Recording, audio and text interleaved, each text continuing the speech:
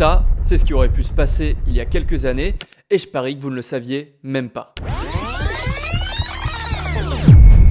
Alerte rouge dans ce bunker secret russe. Il vient de détecter un missile nucléaire. Il a été tiré par les États-Unis à minuit 15 en direction de la Russie. Le commandant du bunker a une mission, alerter immédiatement ses supérieurs pour riposter. La Russie possède des milliers d'ogives nucléaires prêtes à être tirées, dont la Tsar Bomba, la plus puissante bombe jamais construite.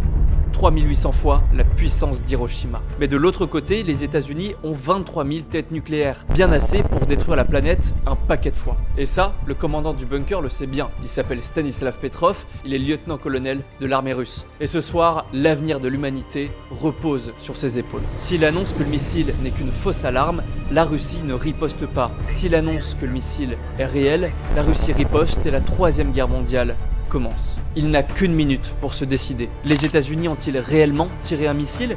Ou est-ce simplement un bug du système russe? Une simple erreur de jugement et le monde que l'on connaît ressemblera à ça.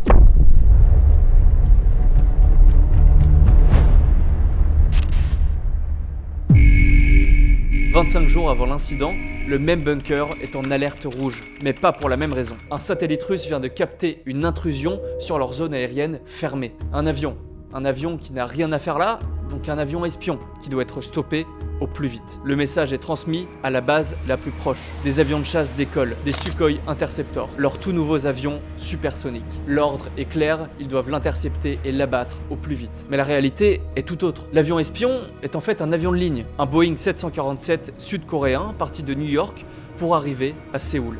À son bord, 269 personnes, des Coréens et des Américains. Son autopilote défaillant l'a fait peu à peu dévier de sa route. Il passe donc au-dessus de la Russie. Les pilotes s'en rendent compte, mais c'est déjà trop tard. Les avions de chasse sont déjà là. L'homme que vous entendez, c'est le major Gennady Osipovitch. Il est armé de missiles Kaliningrad R-98MR. Mais il n'a pas l'air de vouloir tirer. L'avion qu'il a en visuel ne ressemble pas du tout à un avion espion. Il essaye donc d'établir la communication, mais le Boeing ne répond pas. Il finit par tirer sur l'avion pour le faire réagir. Toujours aucune réponse. Et 7 minutes plus tard, ses supérieurs prennent une décision.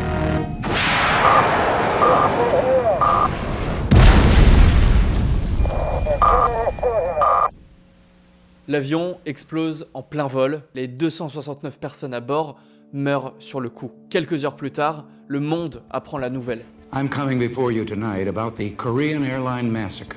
This crime against humanity must never be forgotten. Et 5 jours plus tard, la Russie admet avoir abattu l'avion de ligne. Ils avaient de grandes raisons de penser, en tout cas selon eux, que c'était un vol espion. À ce moment, la guerre froide est à son paroxysme.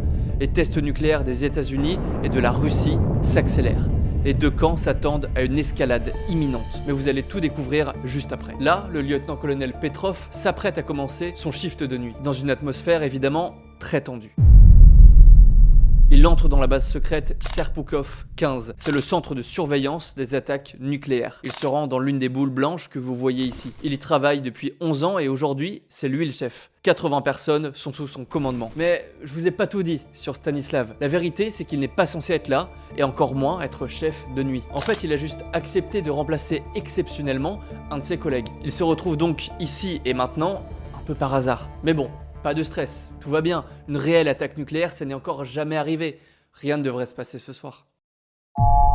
Il est minuit 15, l'impensable vient d'arriver. L'ordinateur principal affiche en lettres rouges « Missile attaque ». Leur satellite Cosmos 1382 alerte qu'une tête nucléaire vient d'être propulsée de Montana en direction de la Russie. Il est positionné juste au-dessus des États-Unis. L'erreur est impossible. Stanislav demande une confirmation visuelle au satellite, et comme le soleil est en train de se coucher, il n'y a aucune visibilité. Et son ordinateur montre maintenant un autre message, probabilité maximale. Tous les soldats du bunker sont bouche bée. Ils se tournent vers le lieutenant-colonel, ils attendent qu'il suive le protocole et qu'il prévienne ses supérieurs pour riposter. Il a 1 minute pour réagir. Mais Stanislav, c'est pas un soldat comme un autre. Il va prendre de court toute la base. Parce qu'une attaque lui paraît impossible. S'il y a une guerre, pourquoi les États-Unis envoient seulement un missile et pas 4 ou 5? Et quelque chose d'autre n'arrête pas de lui revenir en tête comme un moustique qui lui tourne autour. Le vol KAL 007. Ses supérieurs avaient réagi impulsivement et de la pire des manières. Et la raison est simple, l'année qu'ils sont en train de vivre est l'une des années les plus tendues de la guerre froide. La paranoïa est totale. Yuri Andropov, le dirigeant russe, vient de remplacer tous leurs missiles présents en Europe par des missiles nouvelle génération, les SS-20. En réponse, les États-Unis ont déployé des missiles sol-air en Europe de l'Ouest et des Pershing 2 dotés d'une tête nucléaire. Reagan décide même de poursuivre des tests nucléaires d'une ampleur inédite, c'est l'opération Able Archer. Depuis, Andropov est parano, il est persuadé que cette opération est un prétexte et que les États-Unis vont réellement les attaquer. Il a donc donné l'ordre à tous les agents du KGB de surveiller de près si les États-Unis préparent une attaque nucléaire. C'est l'opération Ryan. Tout ça à quelques mois seulement, et aujourd'hui, une attaque, ça ne peut pas être une coïncidence. La minute est passée, et sous une pression énorme, Stanislav rend sa décision. C'est une fausse alerte. Seulement un missile pour démarrer une guerre nucléaire, c'est incohérent. Ça doit donc juste être un bug. Un autre missile vient d'être détecté, puis un troisième, un quatrième, un cinquième, assez pour raser les plus grandes villes russes et faire des centaines de millions de morts. Petrov règle son alarme. 22 minutes. C'est le temps minimum pour que les missiles arrivent jusqu'en Russie. Pas de temps à perdre, il vérifie que tout le système fonctionne. Il le connaît par cœur, il l'a lui-même aidé à le construire. Mais il a beau faire le tour de ses ordinateurs, aucune erreur n'est à relever. Il se lève pour parler à ses soldats. Il leur demande si leurs ordinateurs fonctionnent bien.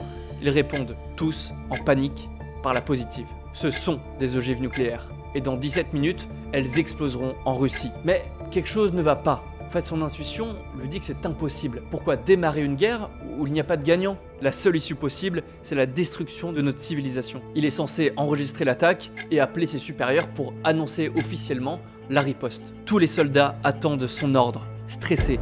Stanislav croit devenir fou. Doit-il faire confiance à leur satellite à la pointe de la technologie ou à son intuition? Les missiles ont été tirés depuis 12 minutes. Sa main droite agrippe son microphone pour parler avec ses équipes.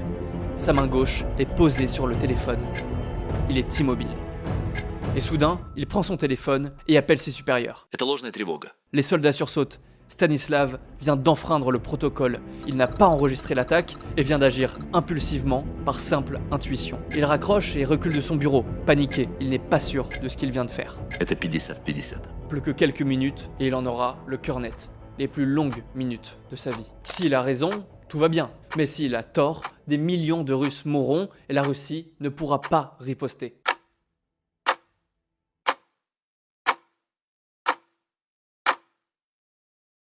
Petrov et ses hommes vérifient les caméras du pays. Rien. Aucune explosion. Les soldats présents n'en reviennent pas. Lui non plus. Contre le protocole, mais aussi contre toute logique scientifique, Petrov vient de sauver le monde d'une guerre nucléaire. Pas en faisant confiance à son ordinateur, mais seulement à son intuition. Dans l'ombre, il rentre chez lui et ne dira rien à personne, même pas à sa femme ni à ses 2 enfants. L'humanité ne connaît pas son nom, même si sans lui, elle aurait pu vivre ses dernières heures. Mais alors, que s'est-il passé? En fait, le satellite stationné au-dessus du Montana a dysfonctionné. À cet endroit du globe, le soleil était en train de se coucher et des reflets sur les nuages, très rares, ont fait monter la température des capteurs du satellite. Ils ont réceptionné de grandes sources de chaleur qu'ils ont prises pour des attaques nucléaires. Le lendemain, Stanislav se réveille et est convoqué par ses supérieurs. Arrivé à leur bureau, il se fait réprimander. « Pourquoi tu n'as pas suivi le protocole, écrit et enregistré ce qui se passait pour qu'on puisse décider par nous-mêmes » leur demande-t-il. « J'avais un talkie-walkie dans une main et un téléphone dans l'autre. Comment je pouvais écrire avec mes 2 mains prises ?» Il leur répond d'un ton ironique.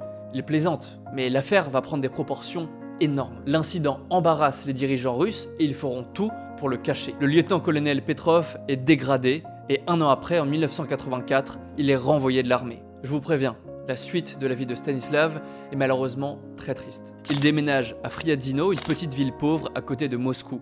Il commence à travailler comme chauffeur de taxi ou agent de sécurité de supermarché. Sa retraite s'élève à moins d'une centaine d'euros. Il ne peut même pas s'acheter de téléphone. Et il commence petit à petit à sombrer dans l'alcool. Et comme si c'était pas assez, la santé de sa femme commence à se dégrader. Ça fait quelques années qu'elle a un cancer. Elle décédera finalement à la fin des années 90. Stanislav finit sa vie dans la pauvreté et dira même à ses enfants « J'ai travaillé tellement dur dans ma vie, Jamais je n'aurais pensé la terminer comme ça. Mais alors qu'il n'attendait plus rien, un événement va tout changer pour lui. En 1993, quelques temps après la chute de l'URSS, un ancien officier révèle l'événement de 1983 dans un journal local. Sa famille, mais aussi le monde, apprend peu à peu la nouvelle. C'est le choc. Très vite, un paquet de médias l'appelle.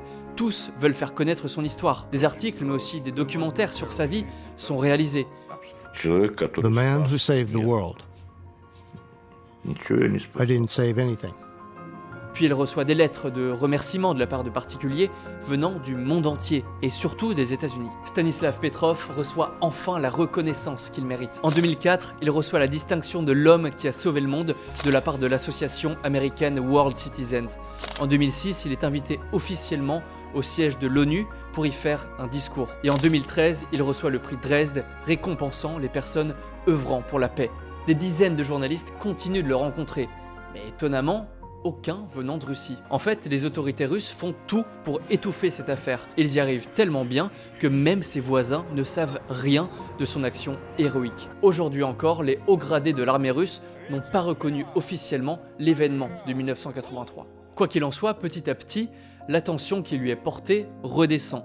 Et le 19 mai 2017, à l'âge de 77 ans, Stanislav meurt dans l'indifférence générale. Une plaque commémorative lui est tout de même dressée 2 ans plus tard à Oberhausen en Allemagne. Elle titre en gros « L'homme qui a sauvé le monde ». De son côté, pendant toute la fin de sa vie, il répétait toujours la même phrase aux personnes qui le félicitaient. Il n'y avait pas d'héroïsme. J'ai fait mon travail, j'étais juste au bon endroit, au bon moment. C'est tout. Merci d'avoir regardé cette vidéo, j'espère qu'elle vous a plu. N'hésitez pas à dire en commentaire ce que vous avez pensé de cette histoire. En tout cas, n'hésitez pas à vous abonner à notre chaîne YouTube si la vidéo vous a plu. Et moi, je vous dis à une prochaine fois. Ciao!